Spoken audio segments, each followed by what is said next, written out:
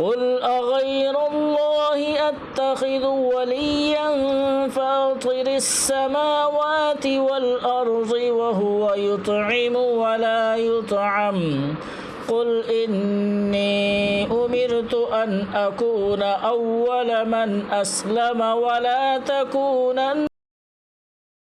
مشركين قل إني أخاف إن عصيت ربي عذاب يوم عظيم من يصرف عنه يومئذ فقد رحمه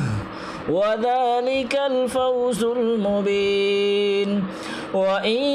يمسسك الله بضر فلا كاشف له إلا هو وإن يمسسك بخير فهو على كل شيء قدير وهو القاهر فوق عباده وهو الحكيم الخبير